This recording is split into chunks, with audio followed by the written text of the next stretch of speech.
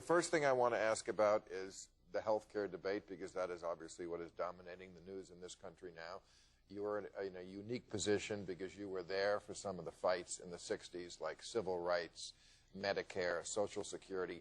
How do you compare this fight to those fights? This is harder because there's more money on the side of those who oppose health care reform than there was in the 60s. Money was important in the 60s, but it wasn't as pervasive and as powerful as it is today. Having been there, I mean, I find it hard, Bill, to understand why this country has not embraced the notion of health care as a common human need to which everyone should have access regardless of their economic resources. I just don't understand that. Well,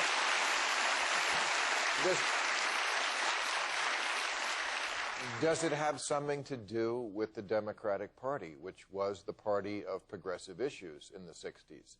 And it doesn't seem to be a party that can any longer really stand up for progressive causes the way it used to, or win those policy battles. Why is that? I don't think the problem is the Republicans. I mean, they are totally against health care reform. Why shouldn't they be?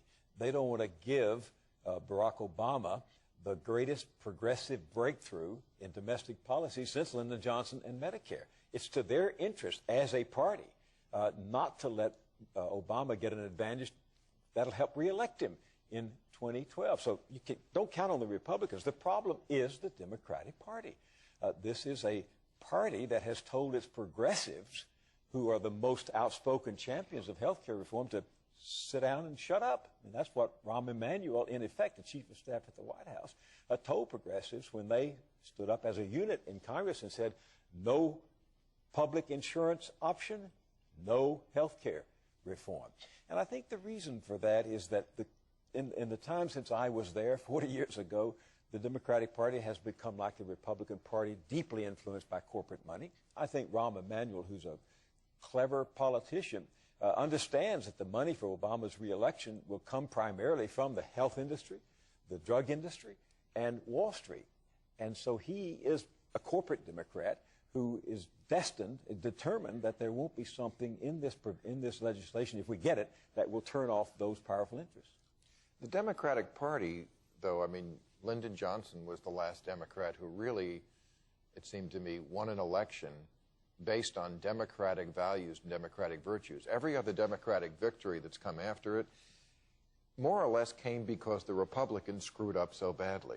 I mean, that's right. You know, I mean, Nixon, Gerald Ford, okay, that was a Republican scandal. Then we got Jimmy Carter. And then after the first Bush, that was not a successful presidency. We got Bill Clinton. And now we have Barack Obama after the disaster that was the next Bush. It seems like the Democrats can't win an election on their own. The two reasons for that: we have had a conservative revolution in this country over the last 30 years, and a lot of the values in politics have shifted in that direction. But you've also, go back to what we said a moment ago, money in politics. You've also had in the last 30 years the Buckley versus Vallejo decision by the courts, which allowed money to flow into politics in a flood. Saying money was free speech. Saying money was free speech. Where did they get that? Well, it goes back to the efforts in the last part of the 19th century to begin to give corporations the right of personhood. Right. And that's what it. So if you as a citizen can contribute to a party, a corporation should be allowed to contribute to a party. That's the way the legal rulings have been going. But money has flowed in such a flood into both parties that the Democratic Party gets a lot of its support from the very interest that when the Republicans are in power, financially support the Republicans. You really have essentially, except for the progressives on the left of the Democratic Party, you really have two corporate parties who are, in their own way, in their own time, serving the interest of basically a narrow set of economic interest in the country, who, as Glenn Greenwald, who's a great analyst and journalist, wrote just this week, those narrow interests seem to win, determine the outcomes. No matter how many Democrats are elected, no matter who has their hands on the lever of power, these narrow interests determine the outcomes, even when they have to run, in Washington, even when they have to run roughshod over the interest of ordinary people. And I'm sad to say that's happened to the Democratic Party. Look at the flow of money as it shifted from the Bush administration and the Bush Congress to the Democrats in the last 2 to 4 years. Am I wrong to say that the two things that are at the very heart of our problem are greed and ignorance? Well, we come back to the first point you made about health care. We are the only Western democracy that has not embraced universal health care as a means of social justice. Our health care system is run by the drug industry, the health insurance industry, and Wall Street, which means a relative handful of unaccountable executives and anonymous investors whose primary interest is in increasing the value of the company's share and raising profits. That's their interest. Now, that's a good business model because it's made a lot of money for the people who run those industries, Wall Street, drugs, and health insurance. But it's not the way we should decide who lives and who dies, right, and who suffers and who gets well. That's just not the way. And yet,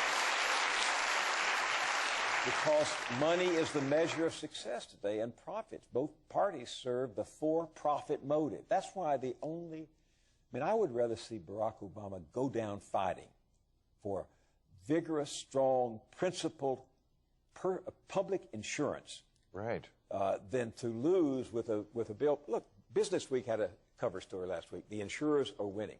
Everybody knows that the White House has already made a deal with the drug industry, right, promising not to import cheaper drugs from Canada and Europe, promising not to use the government to negotiate for lower prices. That deal's been cut.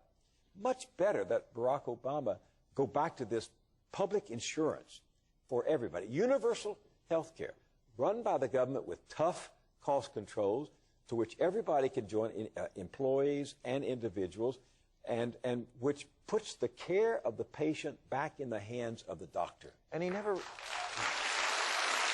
lose. If he were to do that and lose this fight, this fall, I guarantee you it would reinvigorate the party that we all know is suffering now from not being sure who it is and who it's for. And he never really effectively has, yet anyway, made it a moral issue.